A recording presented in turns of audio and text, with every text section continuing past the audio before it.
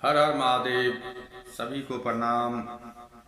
चलिए बात करते हैं कुछ किस्से कहानी, कुछ आध्यात्मिक, कुछ पुरातन, कुछ सनातन। चलिए शुरू करते हैं। और बात शुरू से करने से पहले हम आप लोगों से विनती करते हैं कि आप जब ये वीडियो देखें तो उसको सही से देखें और सोचें समझें, और आप लाइक और सब्सक्राइब जरूर करें। चलिए बात शुरू करते हैं। एक नगर था, यानी एक गांव था। उस गांव में जितने भी घर थे, हर एक घर में हवन कुंड था। बहुत अच्छी बात। एक समय ऐसा हुआ कि उस गांव में एक घर में जो है एक कुत्ता घुस गया।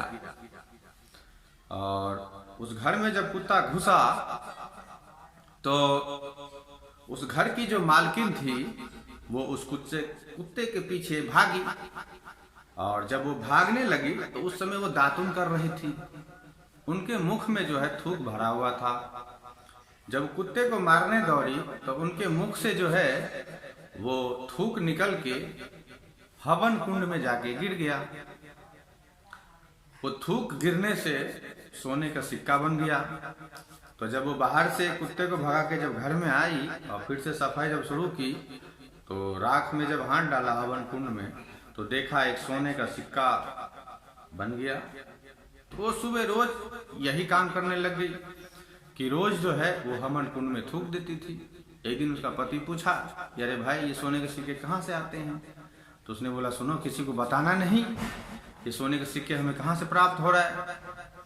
तो बोला, हमें बताओ। उसने बताया कि जब मैं इस हवन कुंड में थूकता हूँ तो मुझे एक सोने का सिक्का प्राप्त होता है।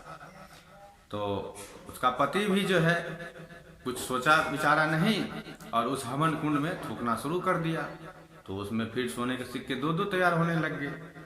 लेकिन उन्होंने विचार किया कि सुनो, हम ये बात किसी को बताएंगे नहीं तो सब गड़बड़ हो जाएगा।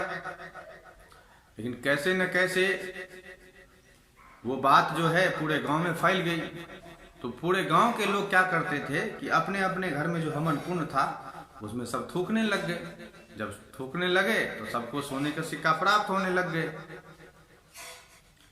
अब एक दिन अचानक ऐसा हुआ कि सब उस गांव में जो है पैसे वाले, धन दौलत वाले हो गए।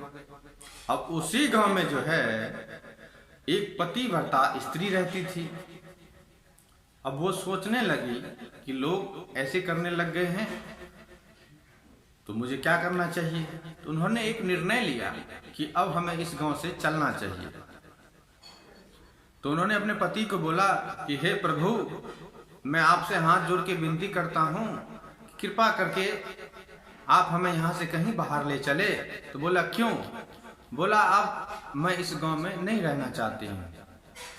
तो उन्होंने सारे बात व्यवस्था बताई कि भाई इस गांव में लोग ऐसे ऐसे हरकतें करने लग गए हैं और ये सब हमें पसंद नहीं है, या जो भी बर्दाश्त नहीं है, या धर्म के खिलाफ है जो भी। तो बोला, ठीक है, चलो चलते हैं कहीं दूसरे राज्य में या दूसरे गांव चलते हैं। तो जब वो अपने बालक बच्चे को लेके और अपने परिवार के साथ, हर गांव की एक सीमाएं, एक बाउंड्री, या जो भी समाज के लोग या हम आप कहते हैं, एक व्यवस्थाएं होती हैं, सीमा होती है। तो जब उस सीमा से वो अपने परिवार को लेके जब सीमा पार किया तो सारा के सारा गांव जो है वो हवन कुंड बन गया, मतलब भस्म हो गया। इसी प्रकार जब किसी भी गांव में या किसी भी घर में या किसी भी देश में एक व्यक्ति अगर अच्छा कर्म या अच्छा कोई भी चीज कर रहा हो तो उस प्रभाव से पूरे समाज, पूरे देश को लाभ मिलता है। ये चीज हमें इस व्यवस्था से सीखने को मिलता है। तो हमें आप लोगों से यही प्रार्थना है कि घर की जो व्यवस्थाएं हैं, घर की जो मुखिया हैं या कोई भी सदस्य हैं, वो नित्य अच्छे कर्म करते रहें ताकि आपको अच्छे फल स्वरूप मिलता रहे, जीवन में कोई परेशानी ना हो। धर्म का पालन करें, अपने अपने धर्म को पालन करें, अपने अपने माता पिता का आशीर्वाद ले, सबको प्रणाम पाती करें, सबको इज्जत सम्मान दें। आपको इस वीडियो से यही सीख मिलेगा कि आपके परिवार में चाहे एक ही व्यक्ति क्यों ना हो, अगर वो अच्छा काम कर रहा है, कोई भी काम अच्छा कर रहा है, तो उसका लाभ पूरे परिवार को मिलता है। तो इस वीडियो से आपको यही सीख मिला होगा। अगर आपको ये वीडियो अच्छा लगा हो तो इस चैनल को सब्सक्राइब करें, हमें आशीर्वाद प्रणाम करें।